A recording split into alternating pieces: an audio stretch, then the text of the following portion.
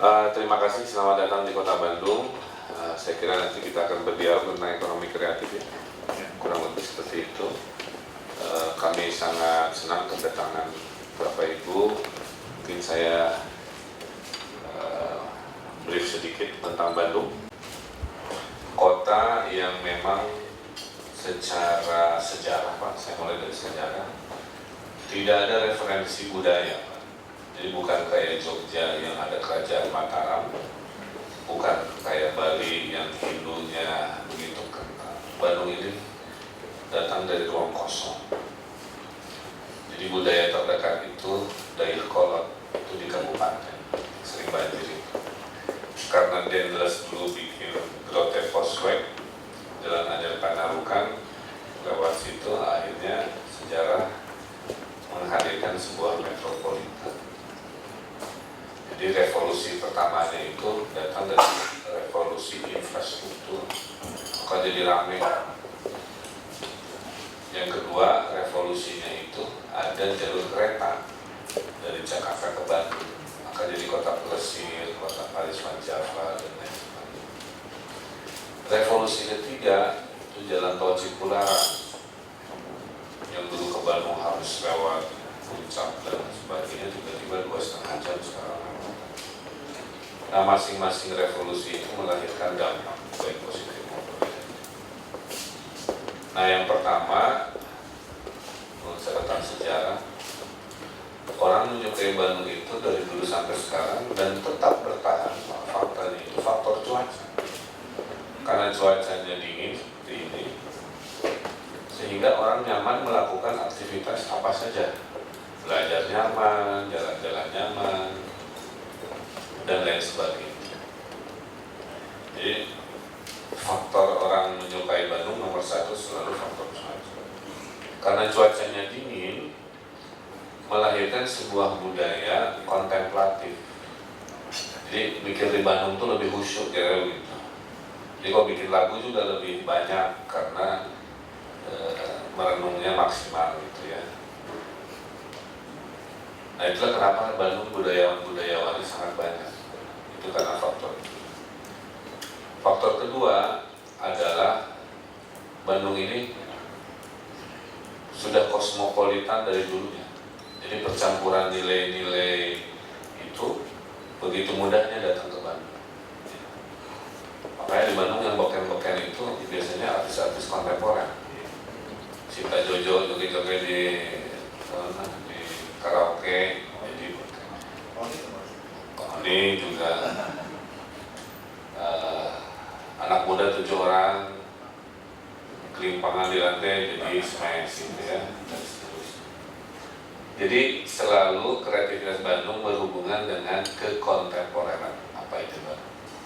Itulah yang membedakan dengan Jogja, Bali itu Pak rumusnya. Kalau Jogja itu sangat Jawa, kalau Bali sangat Hindu, kalau Bandung sangat kosmopolitan, maka kreativitasnya kreativitas yang nilainya universal, teknologi. Plus jumlah, karena faktor cuaca, jumlah sekolah di sini banyak sekali Pak, lebih dari 50 universitas, akademi apa. Saya tiap hari menerima mahasiswa baru itu puluhan ribu orang dari berbagai. Jadi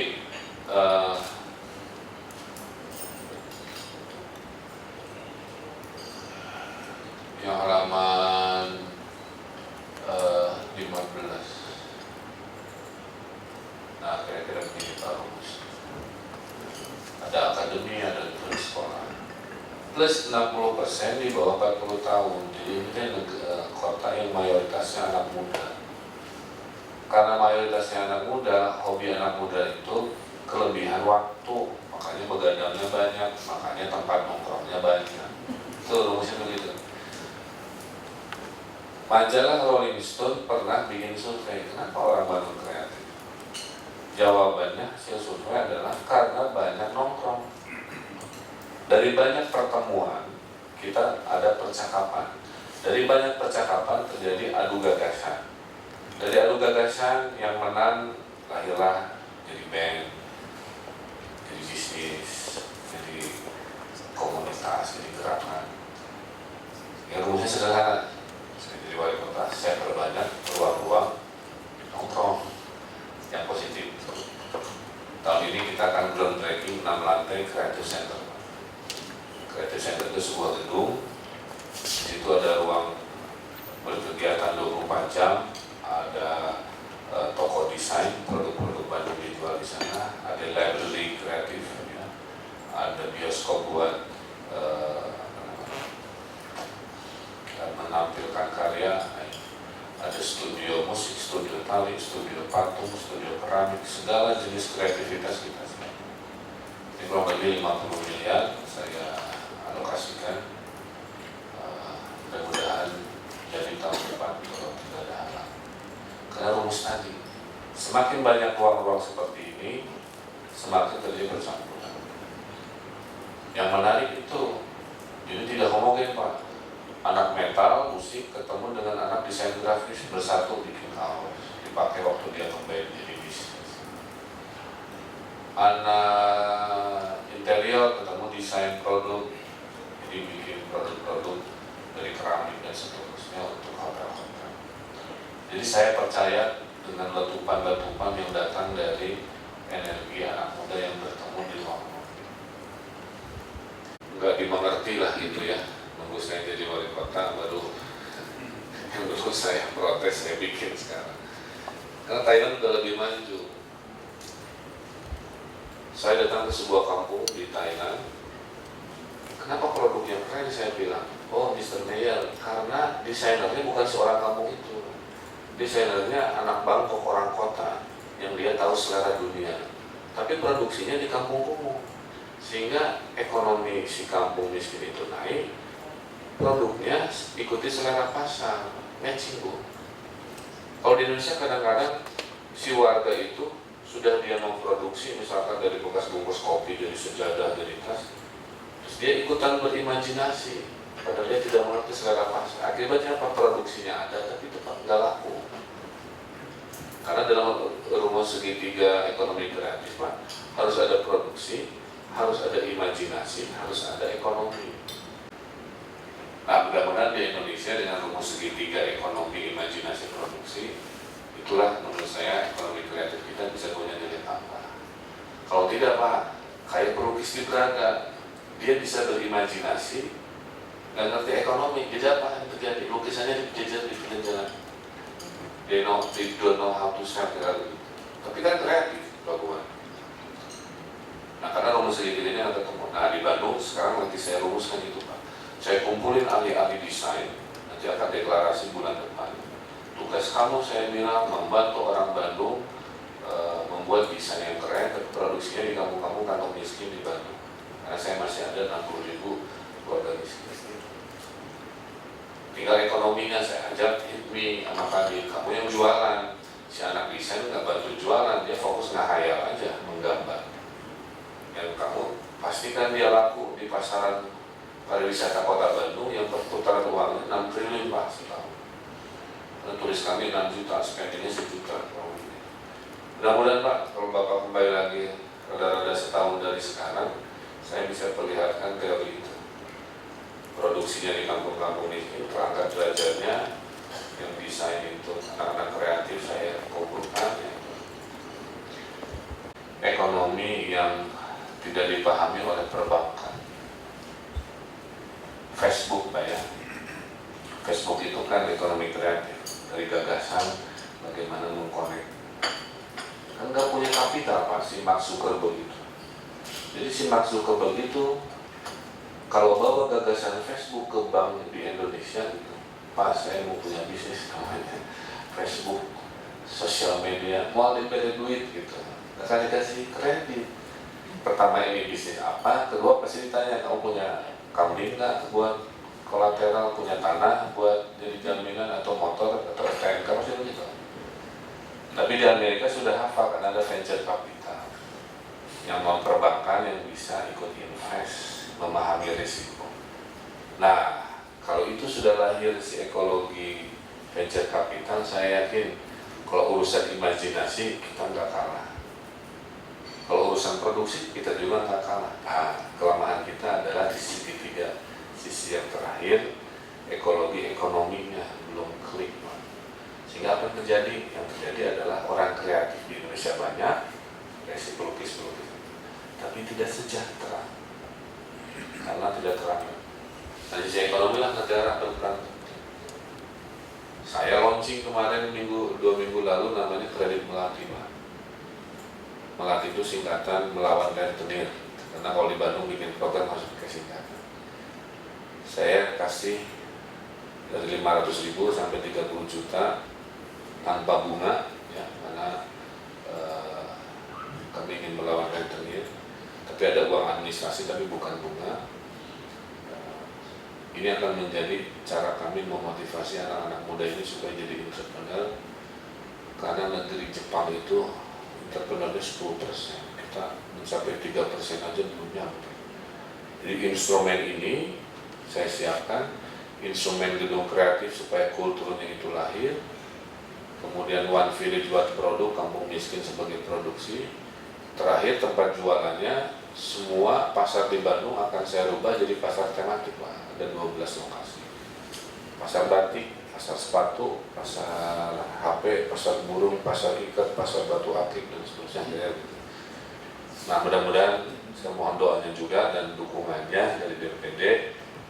Mimpi kami di Bandung, ekonomi urbannya itu kira-kira begitu. Kami tidak punya sumber daya alam seperti kabupaten, tidak punya sumber daya energi.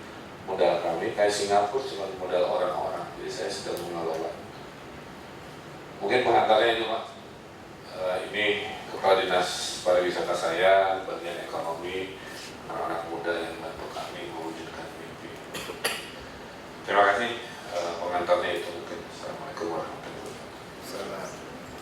Bismillahirrahmanirrahim. Assalamualaikum warahmatullahi wabarakatuh. Selamat malam, salam sejahtera bagi kita semua. Bapak Wali Kota Bandung yang saya muliakan, para senator Komite 3 yang berbahagia, tim ahli kami, staf ahli, dan para hadirin yang berbahagia.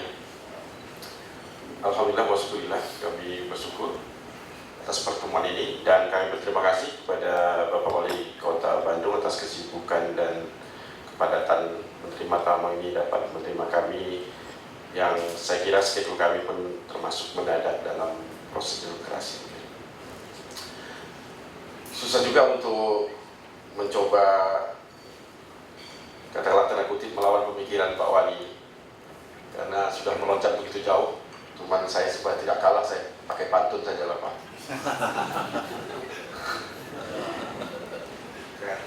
Sungguh cantik secara kecil dilihat pemuda lalu diintip. Sungguh senang hati bertemu dengan Bapak Ridwan Kamil, Wali Kota Bandung yang sangat kreatif. Saya senang berpantun karena setelah itu pasti ditepuk tangan, Pak. Nanti mungkin tim ahli kami, staf ahli dan Bapak para senator akan banyak berdiskusi dengan Bapak. Sehingga saya hanya memperkenalkan sahabat-sahabat kami yang hadir pada malam ini. Pertama di sebelah kami, ini masuk daerah kreatif dari daerah istimewa Yogyakarta, Bapak Habis Asrof. Di sebelah beliau Bapak Wakil Ketua Komite 3, Bapak Abraham dari Nusa Tenggara Timur. Di sebelah lagi, di ujung sekali lagi, ini di ujung kita Indonesia, dari Papua, Bapak Pendeta Charles Simarimare. Kemudian Ibu Novita Anakota dari Maluku. Selanjutnya ini tak usah dikenalkan karena saya kira tuan rumah. Di samping beliau ada staf ahli kami dari Komite 3. Kemudian tidak kalah pentingnya Pak, dan ini adalah hajatan yang mungkin akan menjadi perjuangan kami semua, dan kami dibantu oleh 3 tim ahli kami yang akan bersama-sama kami dalam menyelesaikan rancangan undang ekonomi kreatif. Yang pertama Bapak Profesor Dr. Edi Damian, kemudian Ibu Dr. Violeta Simatupang, dan yang terakhir Bapak Ipang Wahid. Ya. Selanjutnya ada di samping ada Ibu Lintang dan Pak Miradi dari staf kami, dan di ujung sana ada Sekretaris Komite 3. Kami adalah rombongan Komite 3 Dewan Perwakilan Daerah Republik Indonesia. Istilah komite memang menjadi bahagian kami, karena kami tidak menyebutnya menjadi komisi seperti di Dewan Perwakilan Rakyat. Komite dan komisi prinsipnya sama, dia adalah alat kelengkapan, dan komite 3 adalah mempunyai 14 bidang. Salah satunya adalah bidangnya ekonomi kreatif, di lainnya adalah bidang pokok, pendidikan dan agama, dan pariwisata yang melekat daripada ekonomi kreatif itu. Maksud dan tujuan pertemuan kami pada malam ini adalah kami sedang membangun bersama, terutama dengan tim ahli kami, tentang lahirnya rancangan undang-undang ekonomi kreatif.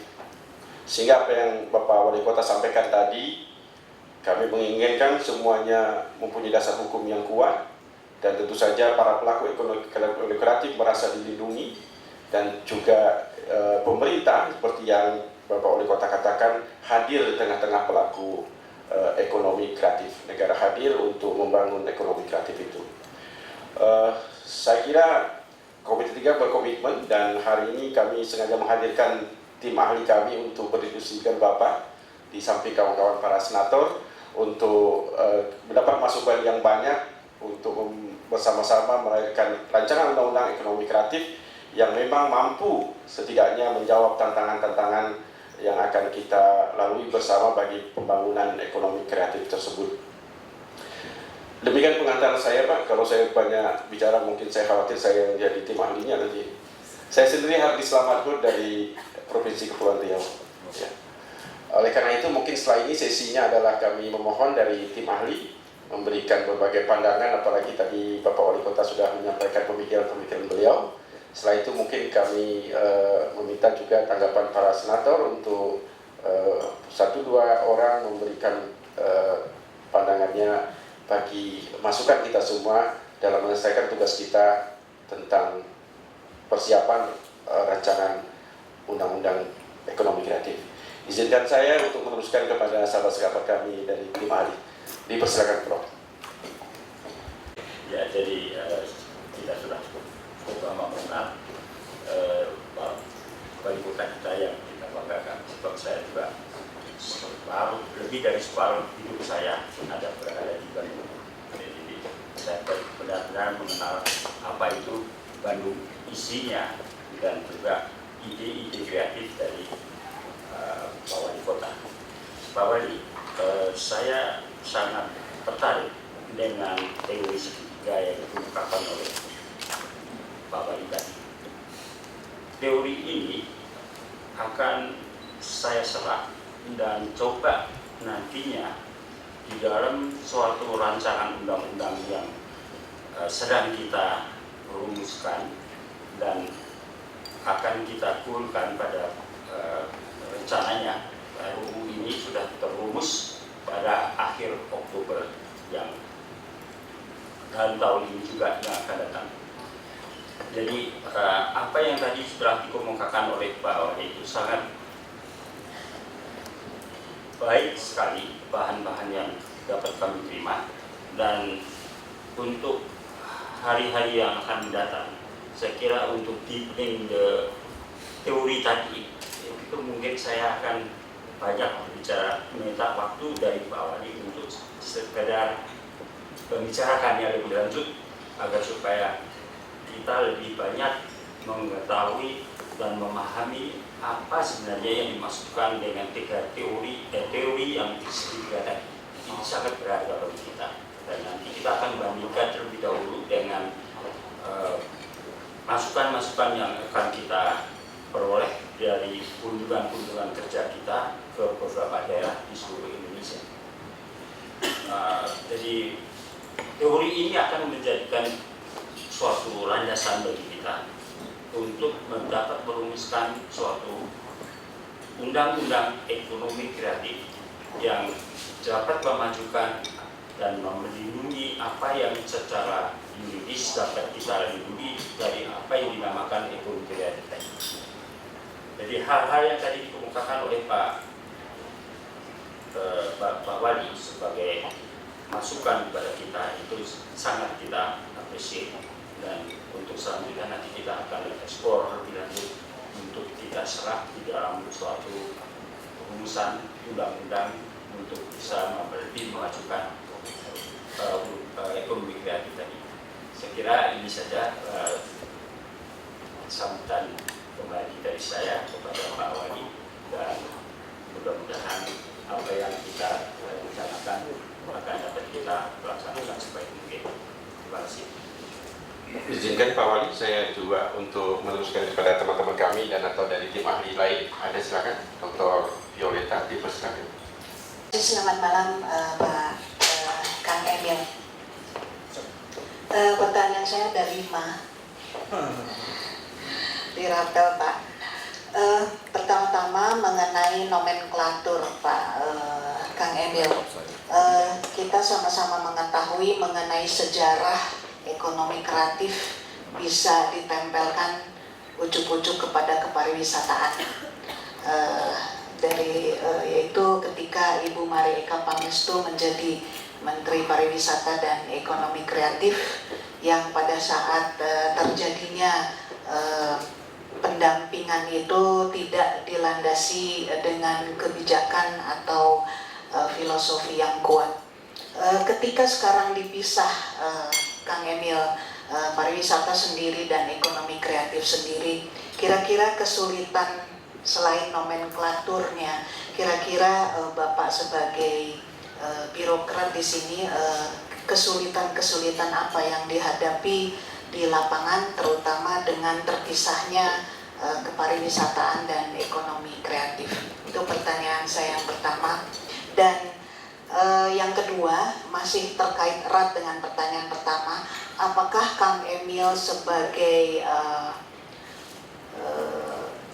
dari birokrat, tapi juga saya lihat setengah badannya juga sangat mendalami usaha kreatif, apakah Bapak secara pribadi setuju dengan 15 subsektor yang dicanangkan oleh Ibu Mari Eka Pangestu? Apakah betul 15 subsektor? Apakah mungkin Pak Wali punya pemikiran lain untuk membuat itu, menyederhanakan yang 15 itu misalnya menjadi 8, 7 atau apapun? Karena kalau di yang 15 subsektor itu kan sebetulnya adalah adaptasi mentah-mentah dari Inggris, Pak. Ketika Ibu Mari pulang dari Inggris, langsung saja copy paste itu menjadi 15 subsektor di Indonesia. Apakah Pak Wali secara pribadi memiliki pemikiran, aduh seharusnya nggak segitu ya, kira-kira seperti itu. Kemudian yang ketiga Pak, apakah di Bandung dan di Bandung sendiri sudah memiliki perda-perda yang terutama Pak Wali sendiri yang menelurkannya dengan tanda kutip, yang terkait dengan ekonomi kreatif? Aspek yang saya ingin tanyakan dari perda itu adalah satu, permodalan. Yang kedua adalah menciptakan orang-orang kreatifnya. Memang betul kita punya 80 lebih college dan sekolah yang ada, tetapi saya yakin bahwa tidak pun 10%-nya sebetulnya berkecimpung di dalam menciptakan orang-orang kreatif.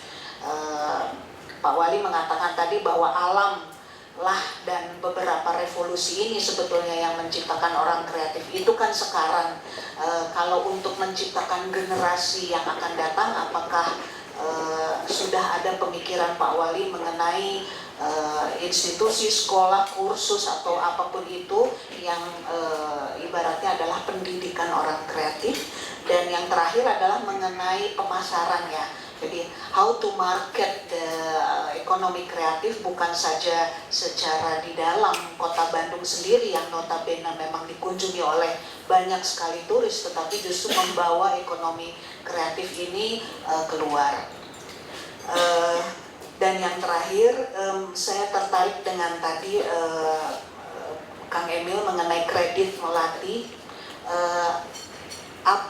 Bisakah tolong lebih banyak diceritakan, apakah ini bekerja sama dengan lembaga keuangan yang mana atau dengan bank bagaimana, dan bentuk kerjasamanya itu bagaimana? Apakah mereka memberikan investasi atau bagaimana? Kira-kira seperti itu Kang Emil. Mohon maaf sekaligus 5. Terima kasih. Mas Ipang, Cuma jangan tambah 5 lagi. Enggak, saya 3 aja. Kang, saya satu-satunya tim ahli yang praktisi ya. Jadi yang lainnya, 4 yang lainnya latar belakangnya hukum. Nah, justru karena kayak gini jadi PR-nya dari belakang saya banyak kan. Jadi teman-teman kreatif semua, pokoknya Pak, lu harus begini, gini. PR-nya banyak. Jadi, nah mumpung kesini ketemu sama Kang Emil, jadi mau nanya sekalian. Kebetulan klien-klien saya juga banyak kepala daerah, jadi pertanyaan juga. Jadi barengan. Faktanya bahwa kehadiran Bekraf itu mudah-mudahan kayak anak panah, ditarik mundur dulu, tariknya kencang. Mudah-mudahan.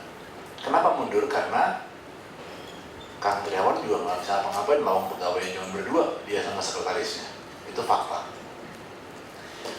Fakta lain adalah mereka belum punya kantor, mereka belum punya budgeting, jadi nggak bisa ngapa-ngapain.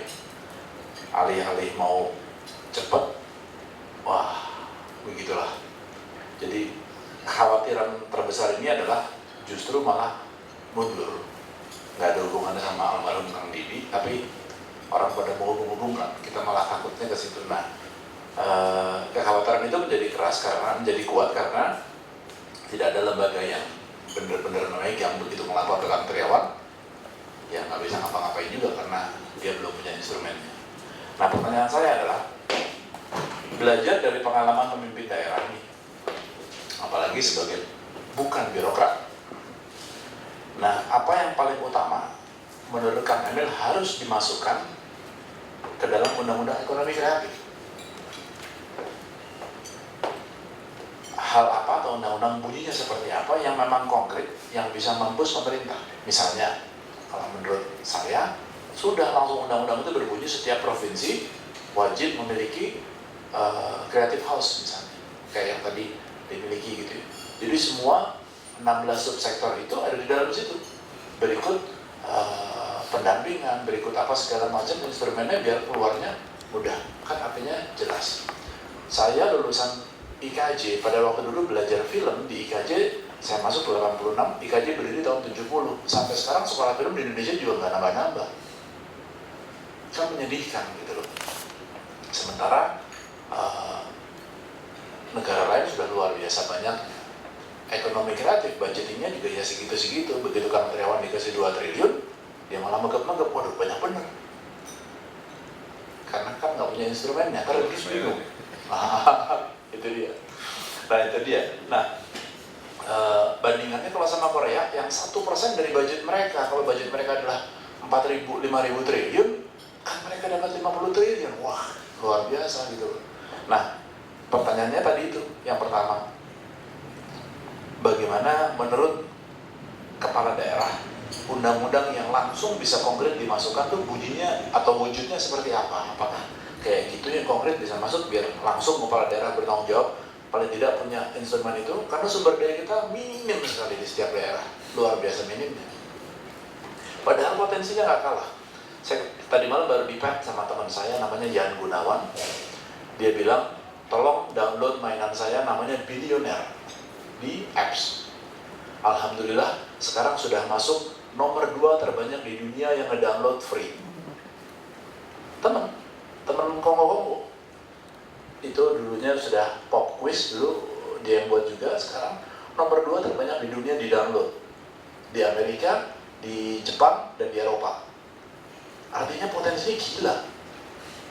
Gratis, dia ngarepin dari iklan. Itu nomor 1 Kang. Yang nomor 2, belajar dari pemimpin daerah selama ini, apa yang bisa menstimulir ekonomi kreatif di tiap daerah. Saya bantu Mas Azwar Anas di Banyuwangi, dan saya bantu Bima di Bogor. Itu 2 daerah yang berbeda sekali. Bogor potensinya ada, tapi nggak bisa ngapa-ngapain karena ya satu dan lain hal. Yang satu di sana bisa ngapa-ngapain gubernur, wali, bupatinya, tapi masyarakatnya untuk ekonomi kreatif ya, apalagi yang sifatnya digital segala macam kalah jauh gitu, karena kan jauh dari ini. Nah, bagaimana menstimulasi daerah setempat? Yang paling mudah dibesarkan gitu. Daerah, kalau Bandung kan sudah tergolong mudah. Nah, bagaimana daerah lain bisa? Kan nggak semuanya juga gampang, tapi paling tidak tips-tips dari kepala daerah pasti akan sangat menolong sekali. Itu nomor 2. Yang ketiga, bagaimana Pemkab di sini bisa mendapatkan funding, baik untuk ya alokasi ini itu segala macam, maupun untuk membesarkan si masyarakat ekonomi kreatif ini. Karena kalau sudah jalan macam Mazuranas oke lah, tapi kayak macam Bima tuh wah setengah mati, bikin ini nggak bisa, bikin itu nggak bisa terus. Nah, apakah ada tips-tips, mungkin dia juga malu atau mau segala macam lah. Dan saya rasa beberapa kawan-kawan saya kepala daerah lain juga sama, karena apalagi sekarang takut KPK lah, inilah itu segala macam. Jadi saya rasa itu aja kan. Terima kasih. Assalamualaikum warahmatullahi wabarakatuh. Mohon para anggota untuk bersabar, saya khawatir nanti Kang Emil lupa ditanya. Silakan Pak Wali. Kalau pakai revolusi sosial Pak, sosial ekonomi, dunia ini mengalami kurang lebih 4 fase ekonomi. 1, sebelum ada mesin uap itu semua urusannya adalah agrikultur, bertani. Ada negeri-negeri yang sudah lewat, kalau Indonesia masih ada. Masuk ke ekonomi industri, besar-besaran di Jepang, di mana-mana dan seterusnya. Indonesia juga ada. Masuk ke ekonomi informasi, IT. Nah, yang sekarang sedang berkembang, tapi tiap negara rumusnya beda-beda, adalah ekonomi berbasis gagasan.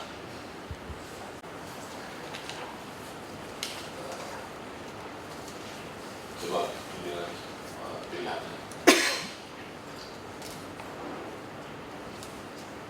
halaman 10. Nah, dalam ekonomi kreatif itu Pak, terbagi 2. Saya arsitek Pak. Saya dibayar karena imajinasi saya. Apalagi mendesainkan masjid, mendesain gedung. Saya dapat fee dari 100% nilai konstruksi, biasanya fee arsitek maksimal 5%. Jadi wali kota itu sekarang pendapatan turun drastis. Tapi kan nawaitunya saya mengerti buat tanah terakhiran. Jadi itu Pak. Nah ini orang sering lupa, kebanyakan itu tekanan soal produk yang bisa dijual. Padahal ekonomi kreatif itu ada sisi lain. Saya tidak jualan barang Pak, kan saya tidak jualan masjid atau jualan gedung. Saya dibayar karena isi otak saya disedot untuk menghasilkan karya yang nanti. Jadi ada skalapisnya kira-kira.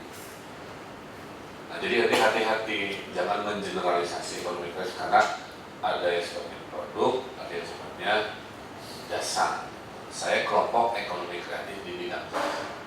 Masalahnya beda, bukan bagaimana menjual harga satuan dikali volume banyak, tapi bagaimana bisnis saya bisa berkembang, buka kantor di Bali, di Singapura, di Amerika. Kami perlu dibantu, kami nggak punya instrumen.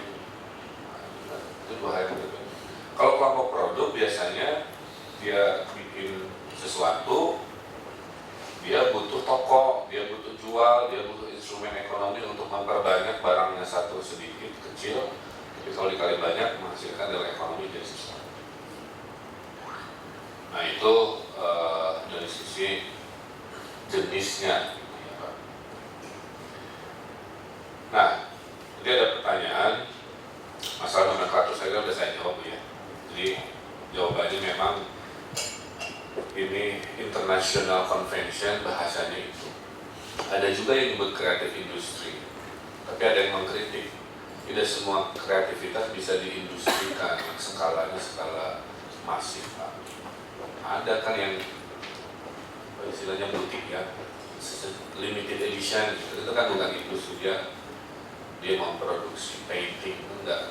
Kayak ini mungkin satu-satunya kantor Pemkot yang pakai lukisan Hanafi gitu ya. Ya, karena nanti produksinya satu, dia kreatif, dia berimajinasi, dia menjual harga ini sekian-sekian juta. Makanya disepakati permen Platun ini. Kemudian kalau tadi ditanya perda, justru itu Bu, saya mau bikin perda juga cantolan ke atasnya, nggak ngerti. Itu serang di Bandung ini improvisasi. Saya punya teorinya, saya ikut mempraktekkan, tapi saya nggak punya landasan hukum. Maka saya titip di Bandung ke bagian ekonomi, karena ada kata ekonominya nyantol. Karena ekonomi bertanggung jawab terhadap semua urusan pergerakan ekonomi, ya cantolan saya ke situ. Padahal ekosistem ekonomi kreatif ini kompleks. Nah ini yang mudah-mudahan undang-undang ini bisa mensimplifikasi. Pertama begini, bagaimana melahirkan orang kreatif? Kita jangan bicara dulu nilai tambahnya, Pak. Bagaimana melahirkan orang kreatif? Melahirkan kayak Mas Ipang, melahirkan kayak saya, Sony. Apakah karena pendidikan? Apakah karena kebetulan? Apakah karena pergaulan? Apakah karena negara turun? Apakah karena pertemanan? Nah, sehingga dimensi pendidikan ini sering diabaikan dalam perbincangan, seolah-olah orang kayak saya itu jadi aja terus ini duplikasi, tapi menduplikasinya itu nggak sistematis Bu. Ini jadi pertanyaan ya. Ini kita teriak-teriak karena yang minder lah dengan negara-negara lain. Nah sekarang kita refleksi ke Bandung. Di Bandung ini kota metropolitan, Pak. Jadi akses teknologinya cepat, Pak. Maka kreativitas orang Bandung pasti nggak akan jauh dari dunia inspirasinya teknologi. Kita datang ke Kampung Bali, kita punya akses begini. Yang dia ada adalah secara kultur tidak ada istilah seniman di Bali karena semua orang lahir jadi seniman. Kamu milih melukis atau memahat kan gitu di Bali, maka jadi pematu atau artinya apa dalam dua kacamata tadi Pak? Artinya kita juga tidak boleh mengeneralisasi ekonomi kreatif. Kita bagi dua Bu, ada yang urban konteks, ada yang non urban konteks. Kalau urban konteks itu kreativitas orang-orang Jakarta, Bandung, Jogja. Tapi kalau Banyuwangi, Bali, Lombok, Papua, lain-lain, itu adalah ekonomi kreatif yang non teknologi. Nah ini kembali lagi Pak, perlakuannya harus beda. Jadi memang nggak bisa apple to apple membandingkan Bogor yang urban dengan Banyuwangi yang sifatnya less urban. Ya. Kami berantemnya ya dengan sesama Jakarta, Bogor itu. Makanya udah betul dulu ada dirjen yang sifatnya budaya, ekonomi kreatif yang datang dari budaya, ada yang ekonomi kreatif berbasis teknologi.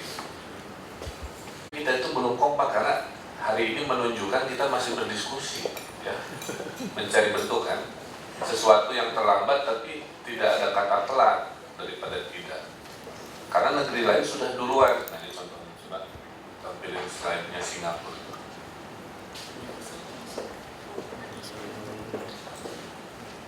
Ini tag PDF semua ke bawah. Baik, nomor 17, 18. Tadi ada pertanyaan ya, masalah jumlahnya berapa tadi Bu? 15-13 ya. 15 sektor. Ya. Karena ekonomi kreatif ini nggak ada referensinya Bu. Siapa yang duluan itu yang jadi referensi gitu. Karena Inggris yang heboh duluan, maka referensinya ke Inggris. Tapi bagi saya setelah saya pelajari, tiap negara bebas masing-masing, jangan ikut ke sana ke sini. Jadi mau 7 mau 8 terserah kita. Hanya kebetulan Inggris duluan, itu aja. Dia lahir duluan. Berikutnya. Nah, Ini yang penting gambar ini. Singapura tahu diri, ini betul. Korea tahu diri. Tidak ada sebuah negara yang jago semuanya itu. Singapura fokus tuh lihat, hanya desain, hanya media, dan hanya art. Korea hanya musik, makanya K-pop, dan hanya film, makanya mertua saya nangis-nangis terus kalau nonton Lee Min Ho. Tapi betapa pemerintah Korea ngasih triliunan Pak buat Gangnam Style, buat apa, mengguncang dunia. Karena mereka sudah tahu dari belasan itu ada anak emasnya yang akan membawa nama baik negara. Nah kita juga gitu Pak, jangan berpikir generalis semua, tapi kita nggak punya anak emas yang akan kita push sebagai identitas kita yang membedakan dengan Singapura, yang membedakan dengan Korea. Kemarin diskusi itu, kalau saya lihat wacana itu semua harus ini ya, nggak ada masalah juga, semua segera. Tapi nggak ada yang ditonjolkan, nggak ada privilege anggaran yang ekstra untuk tertentu. Nah pertanyaannya, sektor manakah yang unggulan Indonesia? Nah itu debatable akademi. Apakah film, apakah ICT, saya belum tahu. 1 miliar dolar. Kode rupiah berapa? 1 billion Singapura. 10 triliun, apa 10 triliun? Nah, 10 triliun. Jadi Singapura memberi keberpihakan menganggarkan 10 triliun untuk 3 bidang itu. Bukan berarti bidang yang lain-lain dia tidak kasih, tapi karena dia tahu diri bahwa hasil swotnya ini yang paling. Saya kira itu tambahan masukannya. Nah, masalah permodalan itu masalah terbesar pada saat kreatif itu mau take off. Apa yang terjadi Bu? Di Bandung Pak, orang tuh gagasan banyak. Awalnya saya punya ide keren, semua keren-keren, saya tuh kagum lah ke anak-anak muda. Tapi yang take off jadi bisnis mungkin 20%. Si 80% itu jaringnya mati dalam kandungan, tidak lahir. Karena apa? Karena satu, mereka tidak mengerti sisi bisnisnya. Ada orang diciptakan hanya kreatifnya kayak pelukis Jalan Braga itu. Dia memproduksi aja karya-karya, tapi nggak bisa jualan. Apa yang terjadi? Ya datang ke saya, Pak, anak saya sakit. Bapak beli dong lukisan saya nggak suka, tapi karena kasihan saya beli gitu. Karena dia nggak bisa memahami. Jadi dari sisi ekonomi lah negara itu yang harus turun gitu. Kalau dari peres-peres kira-kira tadi Pak Ipang nanya, paling utama bagi saya keberpihakan negara kepada permodalan itu. Karena yang lain-lain pada dasarnya masyarakat bisa gerak sendiri. Tapi kalau sudah urusan permodalan, sudah urusan menjadi commerce, mereka, rakyat kita nggak bisa kewalahan. Yang terjadi semua kreatif tapi bisnis. Maka waktu saya diskusi dengan BI juga nggak bisa, karena undang-undangnya nggak ada yang memberi, kecuali nggak bisa Pak Wali saya ngasih begini, kecuali ada dia punya sawah, dia punya mobil, dia punya apa yang terjadi. Orang-orang kreatif itu pasti modal pertamanya pasti pinjam orang tua, pinjam kakaknya, itu rumusnya sama Bu. Karena negara nggak hadir. Kalau di Amerika enak, ada venture capital itu. Nah, venture capital inilah tugas negara bagaimana menumbuhkan pemodal-pemodal non perbankan yang mau naruh risiko. Kalau venture capital kan naruh risiko Pak. Bapak butuh berapa? 1 miliar. Biar bisnisnya dihitung-hitung kayaknya untungnya udah saya taruh. Pas rugi ya saya risiko. Pas untung berlipat-lipat. Perbankan kan nggak bisa logikanya begitu. Perbankan. Nah ini, selama negara tidak menghandle nomor 1 di undang-undangnya itu, makanya kami berinovasi dengan kredit melati. Ini menjawab tadi pertanyaan nomor sekian 26. Kredit melati itu di Kota Bandung kebetulan kami punya BPR yang sahamnya 100% milik Pemkot Bandung. Saya bilang ke BPR, tugas kamu jangan bersaing dengan BRI, BCA, kan BPR tugasnya menengah bawah, microcredit. Orang miskin di Bandung masih banyak. Kita launching kredit melati. Ini baru di launching 2 minggu Bu, antusiasme luar biasa. Mudah-mudahan Desember nanti saya laporan, kalau berhasil saya akan duplikasi. Itulah cara ekonomi kerakyatan yang saya. Tapi saya latih mereka, lihat 6 triliun nih ekonomi saya latih. Dia jangan bikin, tapi dia nggak ngerti pasarnya mana. Karena ada 6 triliun orang Malaysia, orang Jakarta yang ke Bandung spending buat macam-macam. Kira-kira itu untuk permodalan. Pemasaran juga sama, pemasaran negara harus turun. Pokoknya yang ujung-ujungnya ekonomi Pak, itu yang kelemahan masyarakat. Tapi bagaimana masyarakat jadi kreatif, sekarang negara tidak perlu banyak turut campur, sebenarnya sudah lumayan. Tapi dengan dipoles-poles, dikasih fasilitas kayak saya bikin 6 lantai di Creative Center, insya Allah naik. Tapi tanpa itu pun mereka nyewa-nyewa kontrak-kontrak di ruang-ruang kreatif. Tapi kalau kita kasih itu gimana? Ya saya kira arah-arahnya ke ekonomi ya, masalah funding, stimulasi. Sebenarnya gambar ini terakhir sebelum kita tahu. Ke atas sebenarnya. Ke atas. Bawah halaman 15 dan 14. Nah saya belum cerita, ini buat menyemangati ya.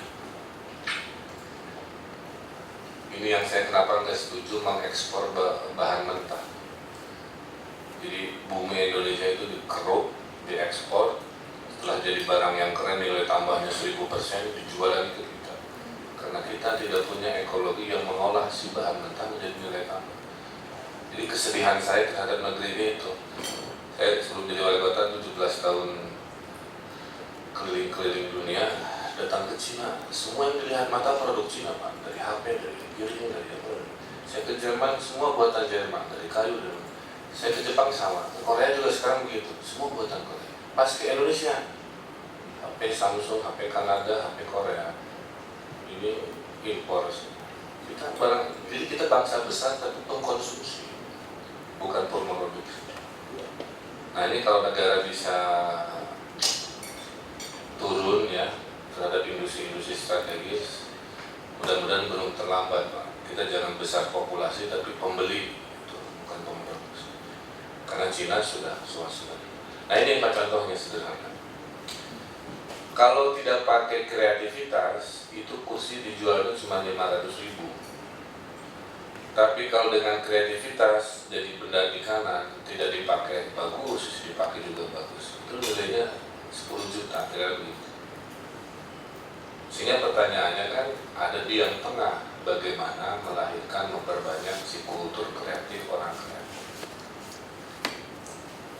Kedua Pak, melahirkan kultur itu dengan edukasi. Nah disinilah sekolah itu kurang. Kita masih Pang tadi, zaman dulu sekolahnya segitu-gitu, harusnya diperbanyak. Kedua adalah memberi ruang berinteraksi. Nah Bandung menangnya di situ. Kalau di Bandung ruang interaksinya banyak, tempat nongkrong banyak, tempat ketemu banyak, tempat dialog, berdebat banyak. Lahirlah kultur kreatif. Ada kota-kota kecil pun terlihat, misalkan Cianjur, Sukabumi, Pak, gimana menumbuhkan ekonomi?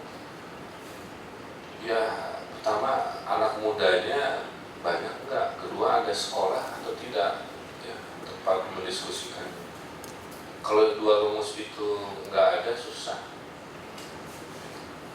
Saya khawatir jangan kayak di Bali yang dituntut si tukang perak itu oleh desainer orang asingnya. Dia cuma dapat harga produksi Pak. Yang kaya raya si bulenya. Kenapa kaya raya? Karena dia punya koneksi bisnis ke dunia. Nah itu tugas negara juga.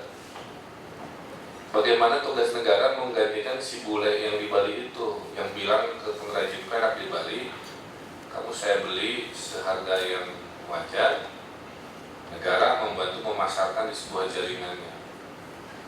Itu yang kita nggak punya. Jadi kembali lagi Pak, ujung-ujungnya ekonomi lah. Saya kira mungkin kurang lebih sedikit, dan saya membuka waktu nanti kalau urusan diskusi.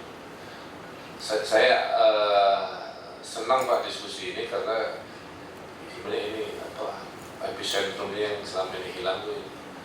Ini Pak, barang paling laku di Amerika, buatan Tasikmalaya. Tapi desainernya orang New York gitu. Kembali lagi kan, si orang New Yorknya yang tahu pasar, tahu seleranya, bisa jualan, yang kaya rayanya dia.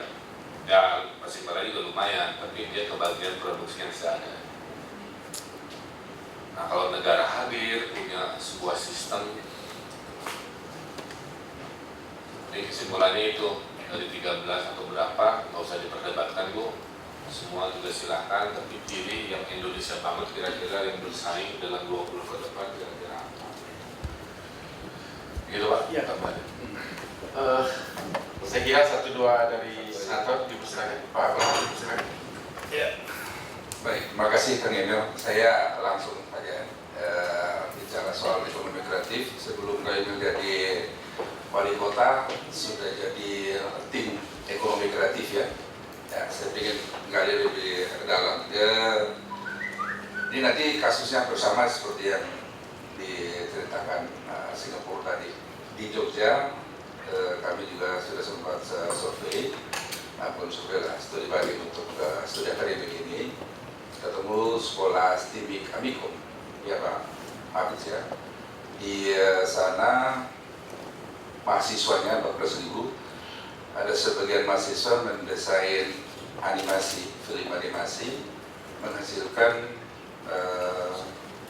1 miliar 1 bulan. Ya, apa namanya, penikmatnya hanya dari smartphone 3 ini. Yang kedua, ada satu perusahaan Jerman bangun perusahaan itu di Jogja, karyawannya 600 ya. Ya, juga bikin game, ciptakan game-game saja.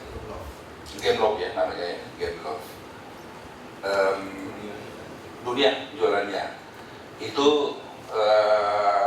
dan lewat smartphone juga 9 juta pembeli satu game gitu, penghasilannya juga tengah.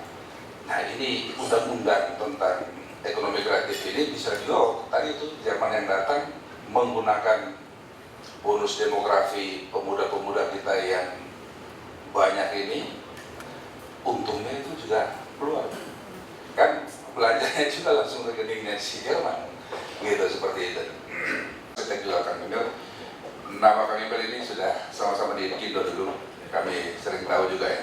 Tapi ya itu dah, kita kreatif itu hanya tergantung kepada proyek pemerintah aja kan gitu.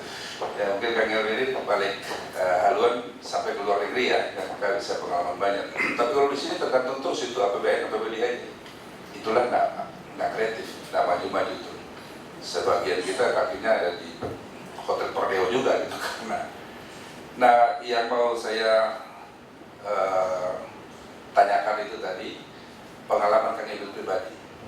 Ya bekerja sampai ya jadi wali kota ini udah lain cerita lah gitu.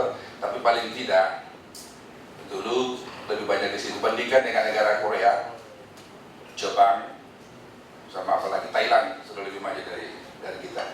Nah ekonomi kreatif yang di sana itu pemerintah protes sampai sejauh apa? Gitu. Waktu dulu. Nah kalau sekarang itu lebih lagi. Mungkin itu aja dulu. Ya kan ekonomi kreatif tadi yang sebelah kiri ya, yang jasa. Saya lulus ITB Pak, 2 tahun di Bandung dulu, terus saya ke Amerika. Di Amerika saya kerja di orang. ITB nggak laku Pak, itu di Amerika. Kamu, where you come from? Indonesia, graduate from ITB. What is ITB? Pernah dilecehkan dalam wawancara. The architect who works here is only Harvard graduate, Columbia atau MIT. Nah, bawa maaf pulang. Sampai akhirnya saya diterima di wawancara ketiga karena ternyata saya belajar sebuah nilai Pak. Kalau di luar negeri itu percaya diri penting. Singkat cerita saya bekerja, saya niatnya juga mencuri ilmu di Amerika itu. Saya pelajari. Ya. Ternyata kalau dalam dunia ekonomi kreatif di bidang jasa, kita kurang maju karena kebanyakan misalkan arsitek banyak desain. Dia jadi otak kreatif, tapi juga jadi otak bisnis. Tuh, saya menemukan itu. Jadi Bapak harus nyari proyek, tapi Bapak juga di belakang meja harus berimajinasi. Habis energi hidupnya untuk 2 hal yang sebenarnya untuk 2 urusan jenis manusia. Nah kalau di Amerika clear Pak. Kenapa perusahaannya besar? Karena ada satu kelompok isinya hanya bisnis saja. Yang kreatif fokus. Ternyata kesimpulannya apa? Penguatan spesialisasi ini menjadi sebuah. Itulah kenapa Indonesia perusahaan-perusahaan jasanya jarang yang go internasional, terlalu sibuk di dalam. Saya lagi bertekad dulu pas sebelum, kalau nggak lolos wali kota, tadinya saya mau go internasional, tapi takdirnya tidak sampai. Tapi poin saya di Indonesia itu saya mempraktekkan nilai-nilai saya waktu di Amerika. Itulah kenapa kantor saya Pak, namanya Urbane namanya. Sebenarnya tadi yang Innovation PPT. Satu-satunya Pak, yang masuk 10 besar perusahaan arsitek terbesar, satu-satunya dari Bandung. 9-nya itu Jakarta terus. Saya hanya ingin membuktikan kalau sukses tidak harus ke Jakarta, itu sumpah saya. Iya Pak, apa yang saya lakukan, saya improvisasi gaya hidup saya. Seminggu 2 kali saya ke Jakarta, hanya untuk meeting, dapurnya saya harus di mana. Saya pertahankan, hanya bisa. Ya indikatornya itu Pak, dapat award. Sebuah halaman-halaman pertama saya di karya-karya saya.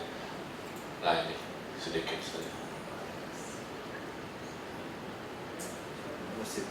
Ini masjid dulu. Nah ini coba ke peta dunia. Ini proyek-proyek saya Pak sebelum jadi wali kota. Yang kuning ini karya saya di Amerika, di Timur Tengah, di Cina. Setelah saya pulang 2003, saya bawa networking saya ngerjakan proyek di Cina, di Timur Tengah, tapi di Cigadung, di Bandung. Apa pelajarannya? Pelajarannya di dunia kreatif batas nggak ada masalah. Kerjaan bisa dibawa, namanya outsourcing. Nah, jadi kalau mau ekonomi kita maju, negara harus turun mempromosikan kantor-kantor di Indonesia itu untuk dapat proyek di sana. Karena ekonomi kreatif secara fisik nggak harus banyak di lokasi gitu. Tapi karena kita nggak ada instrumennya, perusahaan-perusahaan kreatif Indonesia akhirnya tadi proyek pemerintah aja seumur hidupnya. Nah, tidak patah oleh suami. Bukan itu yang dicarikan. Coba berikut. Nah ini karya-karya di rumah saya dari botol. Terus sekarang pindah ke pendopo. Ini karya saya masjid. Saya bikin in the name of my father sih Pak. Jadi emosional desain prosesnya dan dapat penghargaan 25 masjid terindah di dunia. Ini pada larang kan? Pada larang. Di sini kan?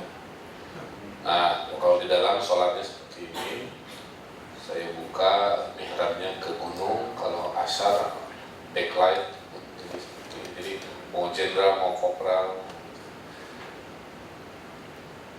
Nah ini musim tsunami Aceh. Pertanyaannya, dari mana datangnya ide? Nah ini juga penting Pak. Datangnya ide itu, kalau dalam orang kreatif Pak, ada dua. Dia melamun, atau dia berkelana. Saya percaya dua-duanya. Apa yang saya lakukan Pak? Supaya kantor saya survive terus kreatif, setiap sekali saya sisihkan keuntungan dari kantor saya untuk ngajak staf saya semua keluar negeri. Sebelum saya jadi wali kota. Boleh cek. Tapi yang ada Air Asia harus yang murah. Jadi ke Vietnam. Karena apa? Traveling is investing bagi orang kreatif. Sehingga pertanyaannya, tadi kalau bingung 2 triliun mau dihabiskan, wah kalau duitnya buat saya bikin traveling fellowship buat orang-orang kreatif. Saya bikin pasar-pasar produksinya sekolah. Itu bukan hanya ngemodalin bisnis. Jadi kan urutannya gitu Pak, urutannya bagaimana orang menjadi kreatif, itu satu PR besar kan. PR besar kedua, setelah kreatif bagaimana ada nilai ekonomi. Sebenarnya rutenya hanya 2 itu.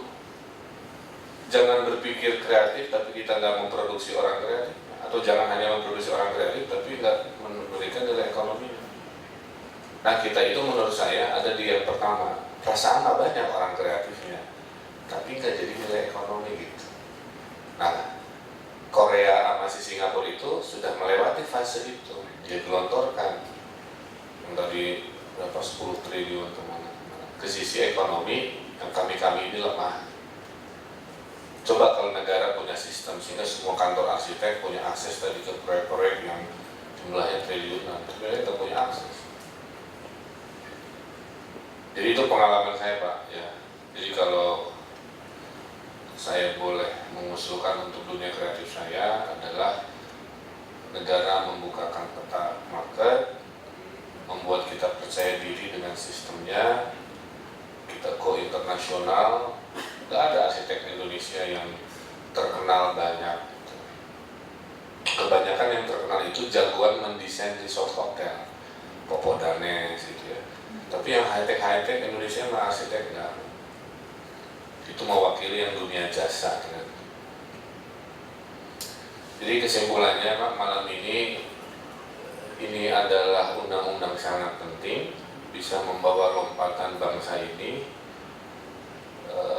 Saya dukung Pak, walaupun dari daerah ya, karena ini ada di hati saya, jadi gimana caranya jadi, dan ujung-ujungnya saya sudah ini harus wajib misalkan ya Pemkot atau Pemda di undang-undangnya wajib sekian persen dari PAD-nya atau apa untuk ekonomi kreatif, harus wajib, jangan pilihan.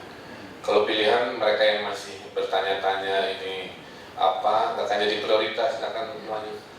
Indonesia mah harus kudu gitu, karena dipaksa dia nanti mikir, nanti pilih, oh kan Pak saya Payakumbuh, ya si budgetnya untuk ekonomi kreatif yang budaya, oh saya kan Bogor, ya berarti ekonomi kreatifnya fokus yang teknologis kan. Nanti spendingnya apa? Ya tadi bikin kulturnya, ada sekolahnya, ada infrastruktur, ada. Setelah kulturnya terbentuk, bikin infrastruktur untuk ekonomi, pemasarannya, apa-apa. Saya kira gitu Pak. Ada lagi dari tim Ali, tidak ada? Ya, kalau begitu, karena saya memimpin untuk memberikan hadiah ke Pak Wali Kota, tapi hadiah terindah kita berikan tepuk tangan kepada Wali Kota kita yang luar biasa. Tentu saja sebagai harapan dari tim ahli, mungkin setidak-tidaknya beliau akan berkenan untuk bertemu Bapak kembali dalam rangka memperdalam penguatan rancangan ekonomi kreatif. Kalau kami para senator ini kadang-kadang banyak kunker Pak, jadi mungkin nanti mereka yang akan bertemu Bapak lagi. Di Padang yang di Bandung? Iya, di Jangan lupa belanja ya Pak, bisa buat menjaga pertumbuhan ekonomi. Ya, jadi kami sekali lagi mengucapkan terima kasih dan kami memohon juga kepada tim ahli untuk dapat banyak berdiskusi dengan beliau, dan kita berharap memang pada bulan Oktober setidaknya dari Dewan Perwakilan Daerah rancangan ini akan dapat kita susun dengan lebih baik. Sebagai penutup, dan tentu saja ini adalah oleh-oleh juga dari saya, dan saya biasa sampaikan kemana-mana di pantun yang salah, daun sirih di atas kayu. Terima kasih, thank you. Wassalamualaikum warahmatullahi wabarakatuh.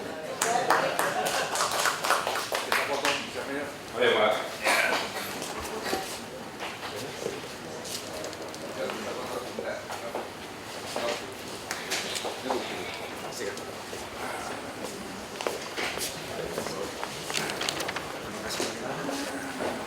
Dibantu Pak, dibantu. Siap. Indonesia minimal ada di salah. Iya ya. Oh, Benny. Kita fotonya di sana, diambilnya dari sini. Ini orang